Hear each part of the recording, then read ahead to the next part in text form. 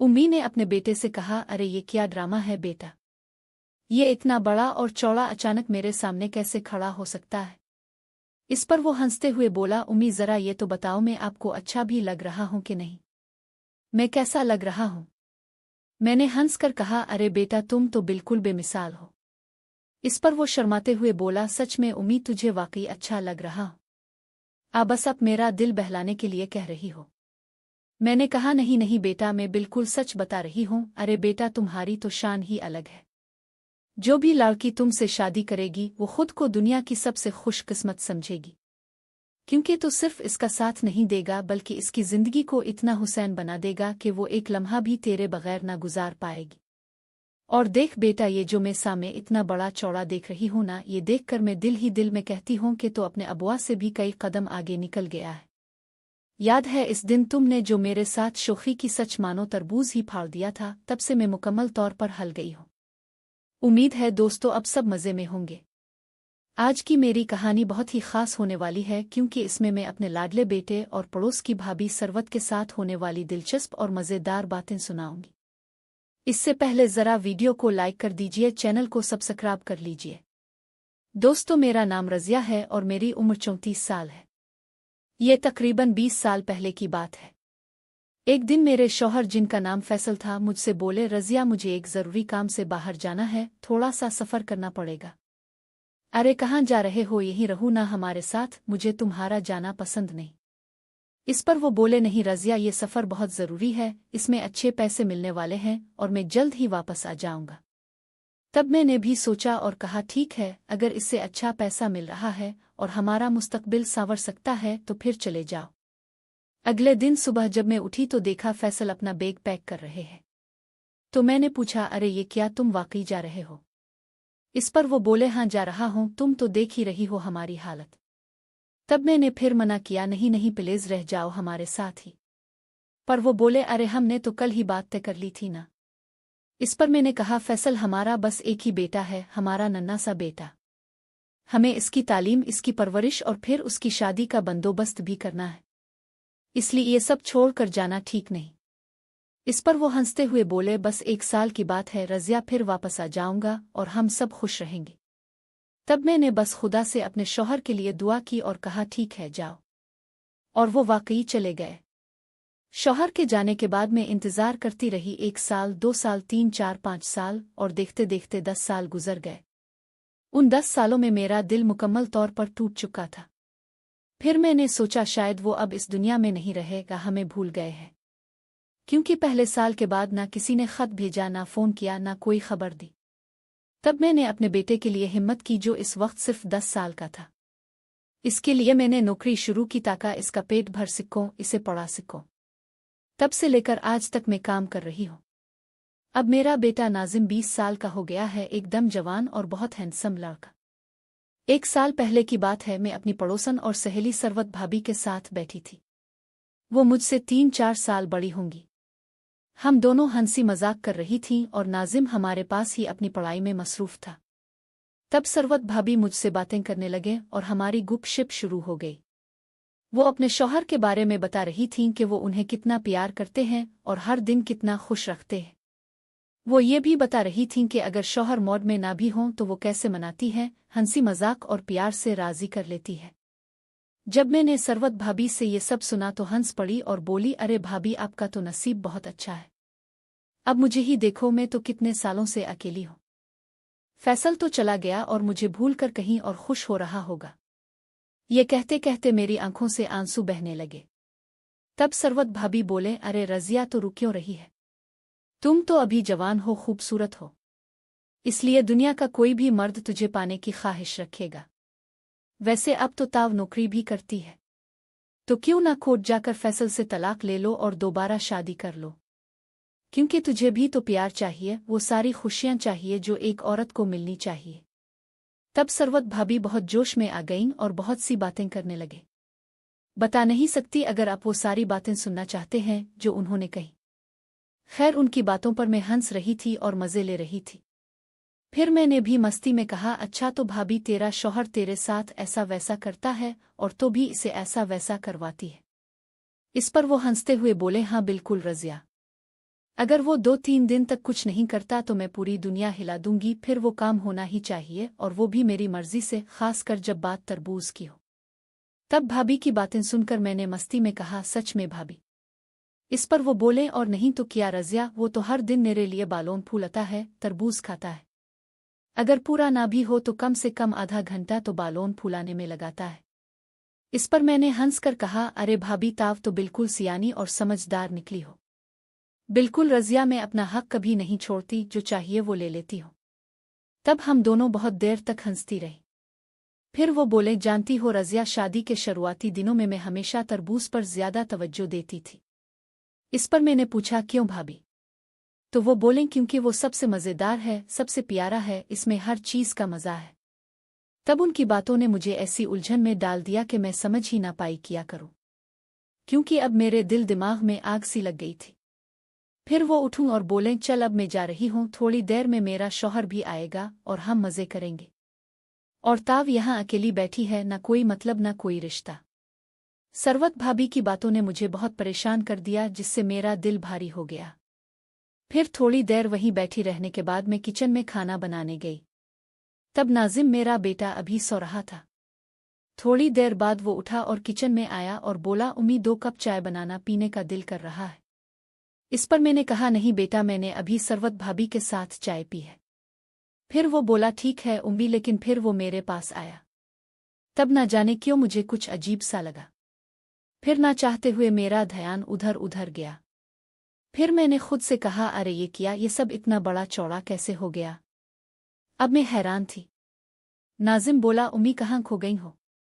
मैंने कहा, कुछ नहीं बेटा, और अपने काम में लग गई। लेकिन नाजिम बार बार मेरे करीब आने की कोशिश करता रहा। हर बार वो इतना पास आता कि मैं घबरा जाती। आखिरकार मैं तंग होकर किचन से निकलकर हाल में आकर बैठ गई। तभी मेरे दिल में ख्याल आया, अरे ये क्या मौजिज़ा है, इतना जल्दी मेरा बेटा इतना बड़ा कैसे हो गया? और तो और अब वो मेरे आगे पीछे क्यों कर रहा है? तब मैं पूरी सोच में पड़ गई कि आखिर मेरा बेटा ऐसा रवैया क्यों अपना रहा है। फिर ऐसे ही 5 दिन गुजर गए। लेकिन उन 5 दिनों में हर रात में नाजिम के कमरे से अजीब अजीब सी आवाज़ें सुनती। पहले तो मुझे लगा शायद वो फ़ोन पर किसी से बात कर रहा है, लेकिन फिर शक होने लगा कि कहीं कोई और तो नहीं। वैसे मैंने कभी उसकी निजी बातों में मुदाखलत नहीं की, ना बिना इजाज़त कमरे में गई, ना उसकी चीज़ें छुई। लेकिन ये सिलसिला 1 हफ्ते तक चला। हर रात वही आवाज़ें, वही शक, जिसकी वजह मेरा दिमाग पागल होने को था।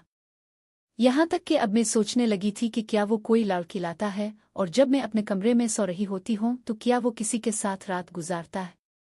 फिर आखिरकार एक रात मैंने ठान ली कि अब सच जाना है।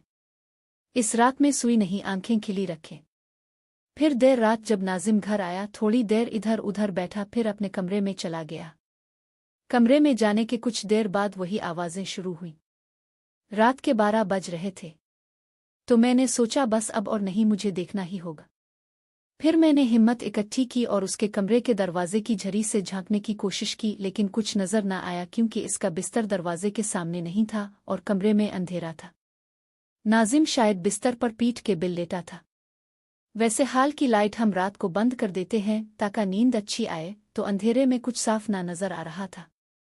फिर मैंने हाल से पंजों के बिल दरवाजे का हैंडल घुमाया, धीरे धीरे दरवाज़ा खोला और अंदर घुस गई। फिर जमीन पर झुककर बिस्तर के पास तक रेंगते हुए चुपके से इसकी तरफ बढ़ी। फिर अचानक मैं उसके सामने खड़ी हो गई। तब इसका मोबाइल पास में था और वो इसमें पूरी तरह खोया हुआ था। अब तो आप समझ गए होंगे कि वो क्या कर रहा था। तब मैं नाजिम के सामने खड़ी थी, लेकिन वो मोबाइल में डूबा हुआ था। फिर जैसे ही इसने मुझे अपने पास देखा, वो ऐसा चौंका के लगा बेचारा डर के मारे मर जाएगा। वो चलाया, तभी मैंने झट से लाइट जला दी और गुस्से में बोली, ये क्या देख रहा है? तो इस पर वो घबराते हुए बोला, अरे उम्मी, तूने तो मेरी जान ही निकाल दी थी। तब मैंने कहा, फिर बता ये सब किया है? इस पर वो बोला, कैसे आई? मैं तो भूत की तरह चुपके से घुस आई। इस पर मैंने हंसते हुए कहा, अरे मेरे लाल, मैं तो दरवाजे से सीधा आई हूँ, तुम ही तो मोबाइल में ऐसे खोए हुए थे कि तुझे दुनिया की खबर ना थी। फिर मैंने गुस्से में इसकी चादर हटाई और सब कुछ साफ साफ देख लिया। फिर मैंने कहा, अरे ये क्या नाजिम, तुम्हारा तो बड़ा हो गया। इस पर वो शर्माते हुए बोला, तो क्या उम्मी, मैं हमेशा छोटा थोड़ा ही रहूंगा? फिर मैंने कहा, सच में बेटा, मुझे ध्यान ही न गया कि मेरा बेटा इतना बड़ा हो गया। इस पर वो बोला, हाँ उम्मी, अब मैं बड़ा हो गया हूँ। मज़े की बात यह थी कि इसने न कुछ छुपाने की कोशिश की और न कोई बहाना बनाया, बस नॉर्मल रहा। तो मैंने फिर पूछा, बताइए क्या देख रहा था? इस पर वो बोला, जो लोग देखते हैं वही उम्मी। और फिर इसने बड़े भूले पिन से मोबाइल मेरी तरफ बढ़ाया कि देख उम्मी, ये देख रहा था। जैसे ही मैंने मोबाइल देखा तो मेरी आंखें फटी की फटी रह गईं, क्योंकि वो कुछ ऐसी वैसी चीज़ें देख रहा था और बड़े आराम से मज़े ले रहा था। तब मैंने गुस्से में कहा, ये क्या बकवास है नाजिम, ये सब खतरनाक है, तेरे लिए नुकसानदेह है, ऐसा मत देख, ये गलत है, समझा? इस पर वो बोला, तो मैं क्या करूं उम्मी, इसका कोई और रास्ता तो बताओ। उम्मी, सारे लड़के तो ऐसा ही करते हैं। ये सुनते ही मैंने झट से डांटा, नहीं बेटा, ऐसा कोई नहीं करता, ये सब बकवास बातें मत बोल। तो ही ऐसा है जो ये गंदी हरकत कर रहा है। तुझे थोड़ा संभल कर रहना चाहिए, अपनी सेहत का ख्याल रखना चाहिए, नहीं तो ऐसा करते रहे तो सब कुछ बर्बाद हो जाएगा। इस पर वो हंसते हुए बोला, अरे मेरी प्यारी उम्मी। तब इसने मोबाइल पर एक वीडियो चला दी जिसमें एक लड़का और एक उम्र रसीदा औरत थी। ये देख मैंने चौंक कर पूछा, ये क्या है?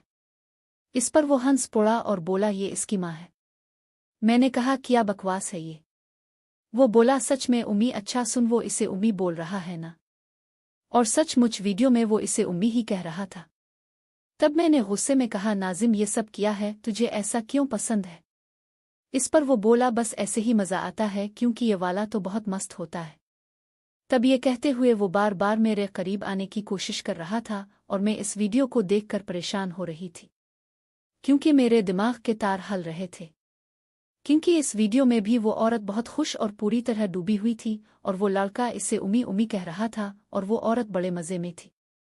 सब कुछ इतना खुला खुला और अजीब था कि मेरे होश उड़ रहे थे। तभी अचानक नाजिम ने मुझसे कहा, तो अभी ट्राई करके देखें, सच में मज़ा आएगा।